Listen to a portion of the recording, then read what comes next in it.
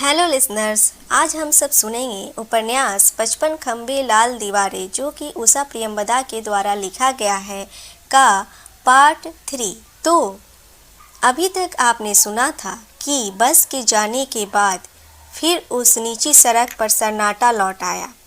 दोनों चौकीदार फाटक के पास चुप बैठे रहे और डियरेस्ट सुषमा के पैरों से लिपटती रही। अब आगे की कहानी। शनिवार की सांझ सुषमा सारे दिन कुशन कवर काटती रही थी। उसने रेशम और कपड़ा वैसे ही कुर्सी पर छोड़ दिया और बाहर बरामदे में निकल आई। हवा ने धीरे से ठंडी उंगलियों से उसके गाल छुए। सुषमा झुककर खड़ी हो गई। चारों ओर के प्रकाश में उसका बंगला एक नन्हे शीशों की तरह सो रहा था। उसमें केवल अंदर कमरे में बत्ती जल रही थी और नायलॉन के पर्दों से छनकर आता प्रकाश फूलों की क्यारियों पर गिर रहा था। एक ओर कॉलेज की बड़ी सी इमारत और दूसरी ओर हॉस्टल।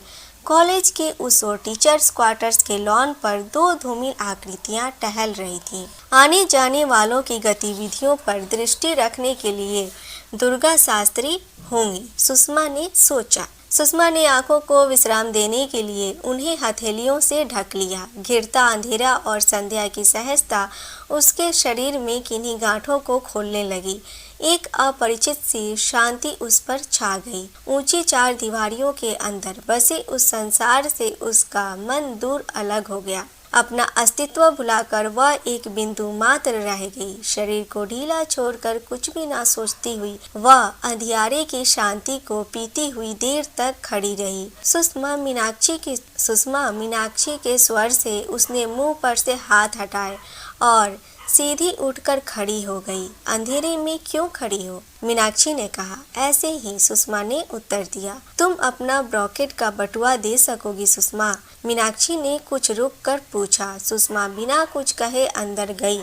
द्वार खोलकर बटुआ निकाला और उसे मेज पर उलट दिया। मीनाक्षी शीशे के आगे खड़ी हो अपने बाल छूती हुई स्वयं बोली, आज मैं डिनर पर जा रही हूँ। अच्छा, पिताजी के एक मित्र हैं। मीनाक्षी मुस्कुराई। उसने अपना पर्स खोलकर दो एक चीज बटुए में रखी, फिर उसे उठाती हुई बोली, मेरे कपड़ों से मैच करेगा क्या? सुषमा ने कहा, हाँ बिल्कुल।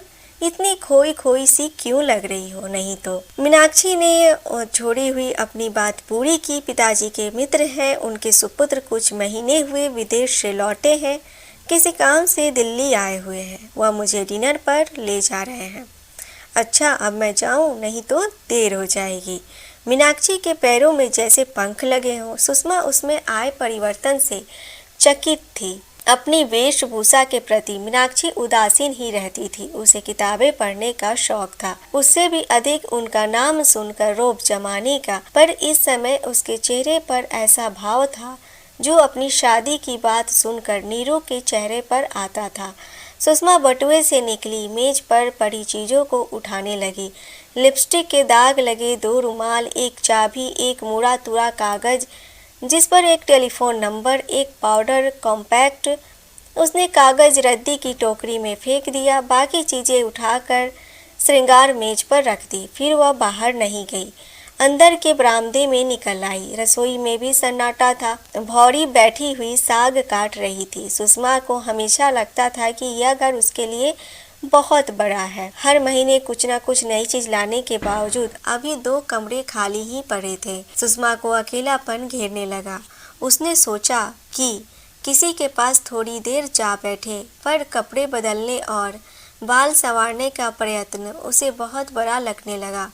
उसने रात की रानी के फूलों का गुच्छा तोड़ लिया और आराम कुर्सी पर पैर ऊपर कर बैठ गई। उस खाली क्षण में उसके आगे मीनाक्षी का उत्फुल्ल मुख तैर गया और जैसे उसके सुख की दीवार में एक दरार सी पड़ गई।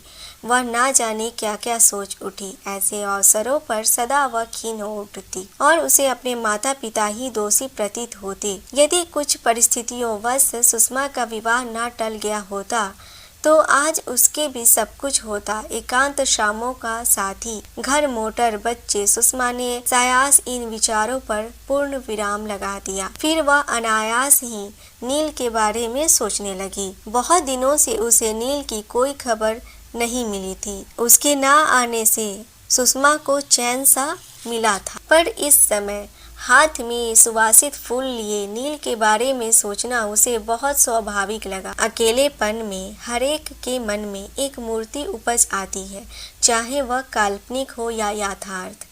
उस क्षण तंतु के बल पर ही लंबे अकेले पल कटते जाते हैं। मीनाक्षी कहा करती थी कि वह सदा अपने भावी पति के बारे में सोचा करती थी। उसका स्वप्न पुरुष किसी विदेश की यूनिवर्सिटी से शिक्षा प्राप्त सुसंस्कृत था। सुषमा कभी ऐसे निरर्थक बात नहीं सोचती थी। उसने अपना जीवन स्वीकार कर लिया। आयु और जिम्मेदारियों के बढ़ने से उसमें बहुत गांभीर्य आ गया था। उसके परिचित और मित्र दूसरे ही प्रकार के थे। उनकी हर बात भिन्न थी। सुषमा उनके साथ बात करते हुए यह भूल जाती थी कि वह एक स्त्री है, एक बहुत ही खूबसूरत युवती। खुलकर बोलती, वाद विवाद करती। उसका मस्तिष्क हर समय जागरूक रहता। पर नील के लिए शायद वह केवल एक युवती थी। शायद नील को उसकी आयु का ठीक अनुमान ना था। नील को वह अच्छी लगती है, इस विचार से उसके अहम को संतुष्टि सी मिलती थी। फिर नील युवा था। उसकी आंखों की स्वच्छता, उसकी हंसी का खुलापन सुषमा को अच्छा लगता था। साथ ही जीवन में पहली बार उसे उन खोए हुए वर्षों का दुख था। जीवन की भाग दौड़ और आजीविका के प्रश्नों में चुपचाप विलीन हो गए वे वर्ष, और अब तो उसके चारों ओर दीवारें खींच गई थी। दायित्व की कुंठाओं की, अपने पद की गरिमा और परिवार की। सुषमा को प्रेमी नहीं चाहिए था, उसे पति की आकांक्षा भी ना थी। पर कभी कभी उसका मन ना जाने क्यों डूबने लगता। अपने परिवार का सारा बोझ अपने ऊपर लिए सुषमा कांपने लगती। तब वह चाह उठती कि दो बाहें उसे भी सहारा देने के हो। इस नीरवता में कुछ शब्द उसे भी संबोधन करें। और ये था पार्ट 3। पार्ट 4 हम सुनेंगे अगले ऑडियो सीरीज में। जाते जाते मेरे चैनल को लाइक शेयर सब्सक्राइब अवश्य करना। थैंक यू मुझे सुनने के लिए।